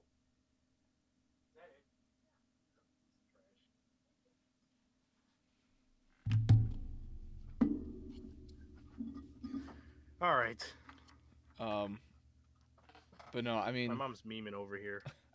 I don't know. Like I'm surprised. I'm surprised that Daniel Jones isn't the best quarterback of all time. The way people are talking about him is his like first 6 games out of his rookie year. I'm surprised that he hasn't translated this year, but I guess the Eagles are the team that's going to get blown out. Daniel Jones already has 42 turnovers in his NFL career. That's hilarious. That's bad. Wentz surprisingly turns the ball over. Almost like crazy. Wentz turns the ball over so much for people who consider him to be a top quarterback. And I'm one of those people. Like before this season, I was like, yeah, Wentz is a top quarterback I don't in know this about league. Wentz anymore, man. But man, he turns the ball over a lot. I just want to see that team healthy before I can make a judgment on Carson Wentz, but he fumbles a lot. I don't know. He's played good. I haven't watched enough Eagles to really. He's played good with what he's got this year, but I mean, yeah. All right, so NFC West. This is probably the best division in the league. Yeah. Somehow the Niners are still sticking around with half their team being injured, and Jimmy Garoppolo still is their quarterback. Somehow the Rams are doing good with Jared Goff as their quarterback. Yeah,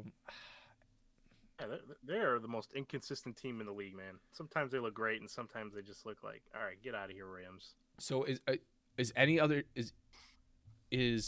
team besides the Cardinals and Seahawks coming out of this division this year as the winner? Do you see it happening? I don't see the Rams. Can the Niners get healthy and get hot enough? Even if they do get I healthy, don't think so. Is it going to be enough time, and are they as good as what they played so. last year? That's the two big questions. I'm not going to say that because, oh, God, the Packers have them next week. We're going to get blown out again. What the frick? So out of the Seahawks. But, yeah, I think Seahawks got a great offense. Their defense is sus. And the Cardinals have a great offense, and their defense is sus. Yeah. Kyler has some hiccups in some of the games when I've watched. Like, he's had a few drives where it's like, okay, don't do that. For the most part, it looks like the Cardinals are really good. I think the Cardinals are a playoff team, but I don't think they're going to win this division. Yeah, I think when it comes to whoever's coming out, I think it's going to be the Seahawks just because Russell Wilson's playing like the best quarterback in the NFL right now. They still need to get some more defensive help. I know they just got Everson Griffin for cheap. Or no, they got Carlos Dunlap, Everson Griffin. Which one? Everson Griffin. Where did Dunlap go? He went Lions. Or he went to the Ravens? Lions. Lions? I don't know. Wait. I don't know. I think Everson Griffin went to the Lions. Dunlap went somewhere. I don't know. Dunlap went to the Seahawks. Okay, Dunlap went to the Seahawks. Okay. Everson Griffin went to the Lions. Which I don't understand what the Lions are doing, but Patricia's trying to save his job. That's what he's trying to do here. Patricia and then whoever their GM is. But no, the Seahawks still need defensive help. But I don't see them not coming out of this division. That offense is awesome. A little banged up right now, but especially at running back. I mean, Carson's hurt. Carlos Hyde's hurt. I think Travis Homer is even hurt too. So it's gonna be rough.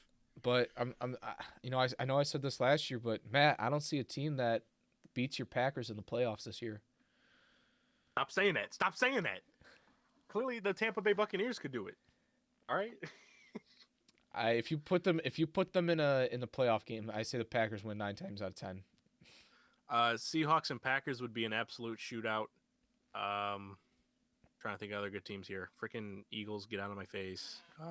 Cardinals, I think we can get the Cardinals. I think the Packers take care of the Cardinals pretty easily in the playoffs. I would hope so. I think they take care of the Bears pretty easily in the playoffs. I'm not even worried about the Bears. Get out of here, Bears. They take care of the Saints easily in the playoffs. That all depends on what Michael Thomas is this year, but I'm telling you, I don't see a team that stops your Packers from getting to the Super Bowl this year. I'm just going one game at a time here. I'm freaking scared. All Something's gonna happen. So, I'm scared. All right, so I want your predictions. Who's the Super Bowl contenders after we're at week 7 in the league? Super Bowl 45 rematch. I'm going Packers and Steelers. That's what I'm going. All right. I think I'm gonna go Chiefs and Packers. I think that was my original. Oh, mama. That was my original prediction. I might have predicted that too. I don't see the Steelers beating the Chiefs in the playoffs. I could. I think that offense is too good, and that defense for the Chiefs is very, very undervalued this year. They're playing pretty well. They got better. Yeah, they did. All right. So I know I say a lot. Who are your top 5 quarterbacks right now in the league?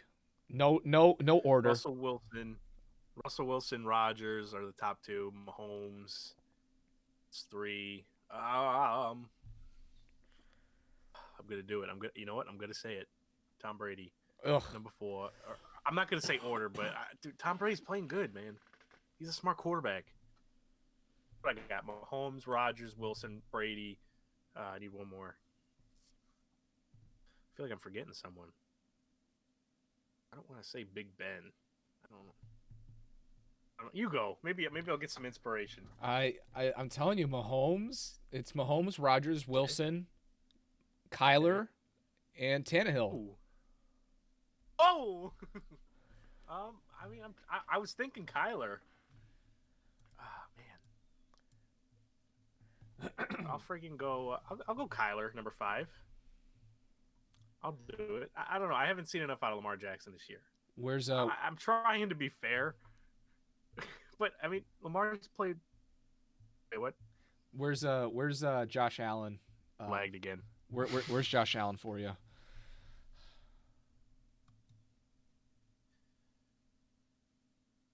Josh Allen was in the top freaking 5 when it came to the first 4 weeks of the year, but then he's kind of come back to reality. I don't know. I'd put him somewhere in the middle.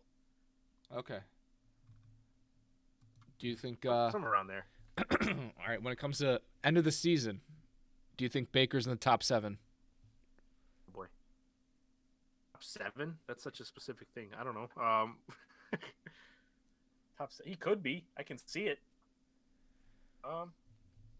I think Baker's kind of right up there with Josh Allen right now. So I'm going to say it's possible. That's all I'll say.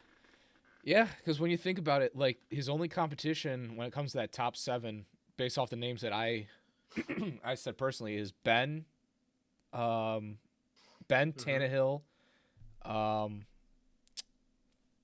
Josh Allen. It's those 3 guys. You could throw Derek Carr in there if you wanted. You can throw Jared Goff in there if you wanted. I would put Dak Prescott in that area too, had he not gotten hurt. Sure, but he went down. So absolutely. You could throw Jared Goff in there if you really wanted. I don't want to though. You could throw Wentz in there depending on how he does the rest of the year. But the thing with Baker is he's always had a top when it comes to arm talent. He's always had a top 10 arm. It's just putting the rest of his game plan together. So I'd say my top 7 right now, my other 2 guys is probably Ben and Josh Allen, but that could change easily. That's fine. All right, Matt. Also, Joe Burrow looks pretty solid. Oh, Burrow does look good. Saying. Ooh. Oh, Burrow's up there. Yeah. All right. Yeah. I'd say he's around that end of the top 10. I'd say Burrow's probably my top there. 7 right now. That Burrow's done a lot with. Ooh. Yeah. I'd say Burrow rounds out my top 7. Ooh, baby. All right, Matt. Now it's time to fight. Put on your tier lists, and let's get this going. Let's go. What do you got? What do we got? All right. First off, Airheads. I've never had Airheads, so hit me. Oh, by the way, we're doing a tier list for Halloween candy and snacks. Yes, absolutely. Yes, this is for Halloween candy. We didn't really lead into it. No. Oh, Airheads are trash, dude. Freaking D. D tier. All right. Almond Joys. I've never had an Almond Joy, but I can already tell that's an F tier candy. I'll go C tier. Okay, we'll meet in the middle and go I'm on D. a desert island and there's an Almond Joy. I might eat the Almond Joy after day 3 of starving. So that's where I'll put them. All right, Andy's chocolate mints. This is not a candy, but it's still really good after you go to Olive Garden. We're going to C tier for me. That's what it is. Okay, yeah. It's C tier. That's fine. I don't know what these are. I think it's Bita Honey. Have you ever had those? Yeah. That's my mom has them. I don't. D. Yeah, we'll go with D. Black licorice. Never had black licorice, but that's an F tier candy already. Yeah, F. All right. Frick out of here. Blow Pops. Dude, if I'm gonna get a sucker, I'm gonna get a Tootsie Pop or a Dum Dum. Get the frick out of my face. D. All right. Butterfingers. I've never had Butterfinger. You know what? There's some days where I'm like, you never had a Butterfinger? No. Allergies and all that, you know. Oh yeah, that's fun stuff. There's some days where I'm like, oh, Butterfinger, sick. Other days I'm like, what the? Why would I eat that? I'm gonna go low B. Okay.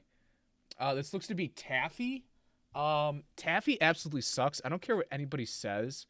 Taffy is a D tier candy. I'll go C. I'll go low C. But I'm kind of on the same boat as you. All right, Hershey's Cookies and Cream. Not great, but not bad. That is a C tier candy for me, but I will still enjoy it. I'm gonna go low A tier here. Ooh, that's a good candy. If I'm in the mood for a Hershey's and Cookies and Cream, that thing hits different. All right. It's the first couple bites are very good, but I think it's just too sweet and chocolatey and milky for me. Ooh, you know what? That's a good point. Like once you dive in, you're like, oh, this was a good decision. But once there's like 5 pieces left, you're like, okay, well, this isn't enough for me to like save it for later. So I guess I'll take it down now. I'll put that a B tier. Okay, you know, I understand it. All right, I'm going high B now. All right. Crunch Bars. I think Crunch Bars are incredibly underrated. That is a B tier candy.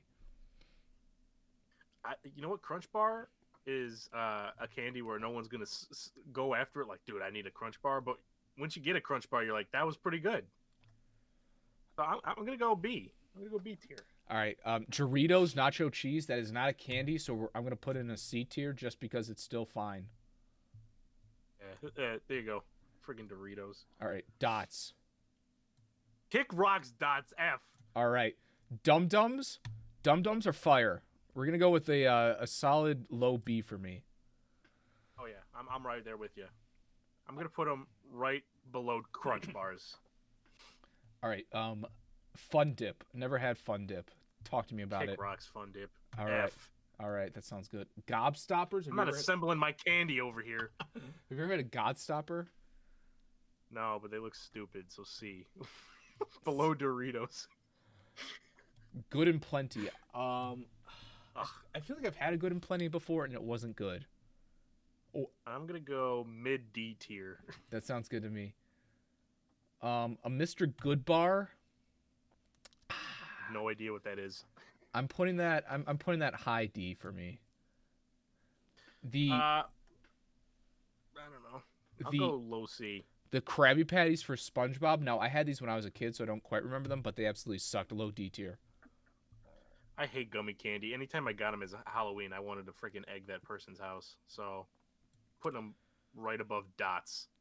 I've never had a Heath bar, but I can tell that they also suck. So F tier. I think it's yeah. It almost looks like health, and it's like I don't need to be reminded of that while I eat some chocolate. So kick rocks, Heath. Normal Hershey's is an A tier candy for me. Normal Hershey's milk chocolate? Yeah. I don't know, man. That's good. I'm gonna put it low B, but below Butterfingers. Okay. Jolly Ranchers. Talk to me about Jolly Ranchers. Not a Jolly Rancher fan. I'm gonna go C. Dude, get fruit out of my freaking candy. All right, get healthy stuff out of my candy. Are we gonna get some freaking spinach candy? No, get your apples out of here. All right, Junior Mints. What are you, like some sort of knockoff of Andy's Mints? Get out of here, D tier. I'm gonna go middle C tier. Kit Kats are an S tier candy for me. Oh, dude, Kit Kats are the most overrated candy. Oh, get out of here! Candy bars are. Oh my dude. Oh my god, you are a horrible person. They think they're so cool with this wafer freaking texture or whatever. Nah, it's you know what? Listen, I'm not. Don't get me wrong. If I see a Kit Kat, I'm still gonna probably eat it. Everyone's saying it's S tier. No, I'm gonna go. I'm gonna put it right next to the Crunch Bar because that's truly where I put it. I'm equally excited about a Crunch Bar than with a Kit Kat. Put yourself over a bridge for saying Kit Kats are Kit overrated. Kats are bland, bro. All right, I've never had a Crackle. I don't even know what that is. It sounds like a racial slur, so F tier. I'm gonna create a row for me and just put never had or neither of us have never had. I'm not putting that much work in. All right, Laffy Taffy. Ugh. I'm reminded of that one catchy song, so I'm gonna put it low C tier. Okay. All right, I'll trust your judgment on that. Lifesavers, they smell disgusting. Yeah, Lifesavers. Yeah, you can kick rocks, Lifesavers. Milk Duds are an F tier candy, and I will not listen to anybody who says otherwise. All right. Hold up. Milk Duds are a good time for the movie theaters. No, they're not. Oh my god! Hear me out. I got a take here about Milk Duds, and it's ticking me off. Milk Duds are solid during the fall and the spring. Summer and winter, you cannot have Milk Duds. If it's too hot, they're gonna melt together and absolutely ruin your day. So then you have to end up putting them in the fridge, and then they all get stuck together, and then you bite on it, and they're hard as a rock. So unless you're eating them at like in 50-degree weather, I don't want to see anyone eating Milk Duds because you're just wasting your own time. I don't think I've ever had a Milk Dud and been like, oh yeah, this doesn't taste like stale, overdone chocolate, like old chocolate. Also, it gets stuck in your teeth. Yeah, and it's a real chore to chew. Okay, you know what? Now they're B. All right, Milky Way. Underrated. I like underrated Milky for Way. me. B tier candy. Yeah, they are definitely underrated. I saw Milky Way getting a lot of heat on Twitter a week ago, and I'm like, okay, this needs to stop. I'm going B, right above Crunch Bar. These weird mints that I feel like my mom has like 20 of them in her purse since I've grown up. Every single time I see them, those are D tier for me. Yeah, I'll go low C. M&Ms are an S tier candy, and you can't convince me otherwise. Ooh. Regular M&Ms, yeah. I mean, I'm gonna go B. Okay. Mounds I've never had. It's like Almond Joy without the almond. So find your own thing. Freaking Mounds. Three Musketeers, another underrated candy for me. I'm putting that in A tier. Underrated, bro. You know what? Yeah, A tier. Three Musketeers. That's my first A tier candy. I don't know what these things are right here. Oh, those things are stupid. So I'm putting them in F tier. Yeah, suck it. Nerds, they smell horrible. I'm putting them in F tier. Yeah, D. Suck it, nerds. Now or Later, I've never had. Never heard of her. Paydays, I've never had, but I can tell they're horrible. F tier. Too much nuts. Okay. You're a glorified freaking handheld cashew. Great input there, Matt. Too much nuts. All right, Matt. Peanut M&Ms I've never had, but I like regular M&Ms. True. So I'm going to give it the benefit of D tier. I'll put them right next to regular M&Ms. I can take or leave either one. All right. Popcorn balls. If you put a popcorn ball in my Halloween basket, you deserve to catch on fire. F tier. Yeah, you're gonna catch this curveball with this freaking popcorn ball if you put that in my freaking pillowcase. And you know what? The frick out of here. And that takes up a lot of room. That goes. Yeah. That goes with normal popcorn as well, and pretzels. Get that out of my face. Yeah, you're giving me a dental floss thing away from me putting a hit on you. Yeah. All right. Talk to me about Reese's. I've never had them. Oh, mama, that's S tier. Okay. Reese's are my favorite candy, man. Same for Reese's Pieces. I prefer the cups, but pieces are good. But you know what? I'll put them S tier too. You know what? Wow. Go join your family. A&W's candy sucks. D tier. Dude, you don't like them root beer barrel candies? No, absolutely not. About to shock your world. S tier. Oh, that's a go-to. Oh, yeah. Dude, I'm telling you, they're good, bro. They're good. All right, more S tier. More taffy. Taffy sucks. D tier. Yeah, get the frick out of here. Sixlets. Never heard of them in my life. I've seen them. Never. That's going to my mom because I don't even want to bother her with it. All right, talk to me about Skittles. I wish I could, but I've never had Skittles in my life. But then again, it's fruit. Get the frick out of candy, fruit. Smarties deserve a lower tier than F tier, but yeah, I've never had these. I feel like I want to freaking create a hopscotch board with Smarties. I've never had these drinks before. Neither have I. I passed those off to my brother or a homeless person. Soda is not candy. However, I've never gotten soda in my Halloween things, but if I did, I wouldn't be opposed to it. Who does that? I'll give that a D tier. I haven't had soda since I was like a sophomore in high school, so I don't know. D. All right. Never had Sour Patch Kids, but they smell horrible. F tier. I'll go low C, I guess. Spree. Have you ever had Spree? Never heard of her. Sugar Daddies. That just sounds inappropriate. They look D. stupid. F tier. Tootsie Rolls are a D tier thing for me. Tootsie Rolls are a good way to pass the time as I visit my grandma because that's all she freaking had. All right, you go C. I don't know what these other ones that look like Tootsie Rolls are.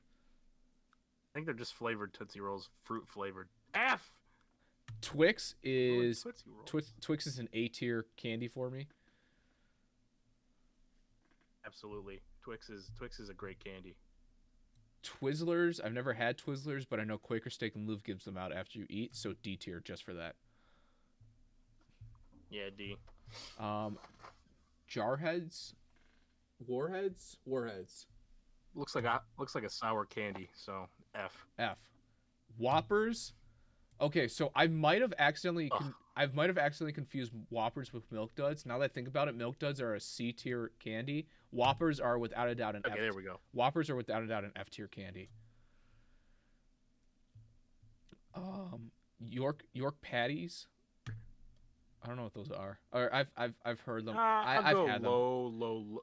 Nah, D. High D. D. I went low D. All right, more taffy. Get out of here. Wait, what? Baby Ruths. Yeah, stupid. Baby Ruths. Never had. Low C. Low C. All right, I'll put it for you. Candy corn. Yeah. Low D. Candy corn gets way too much talk. It's mediocre. Yeah. All right. It's not that bad. It's not that good. Can we stop talking about candy corn? Hubba Bubba. F. What are these? It's gum. Pixie it's trash sticks. Gum that loses flavor after a fourth of a second. Pixie sticks are F as well. Nah, I don't mess with them. Yeah. All I remember is that episode of or that scene in Paul Blart Mall Cop where Kevin James absolutely shotguns a pixie stick. All right. Those fruit things are F tier. Snickers are. I've never had a Snickers, so talk to me. It's like a Milky Way with nuts dead. I don't know. It's right there with Milky Way. So B. Spree. Never had Spree. Starburst. They smell horrible. F. Awful. And then these Pops. F. Tootsie Pops. I only eat the chocolate ones, so I'll go B, just because the chocolate ones are good, but everyone else can kick rocks. All right. Well, I think that's a good list, Matt. Heck yeah. I know you have to bounce here soon, so we'll wrap the show up.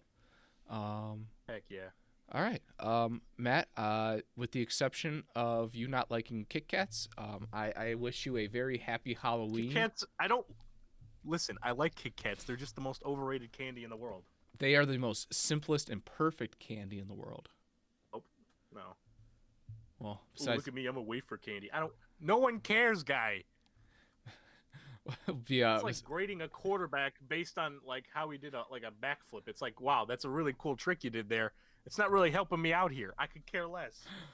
All right. Well, besides that, Matt, have a happy Halloween. I love your costume as a local pedophile.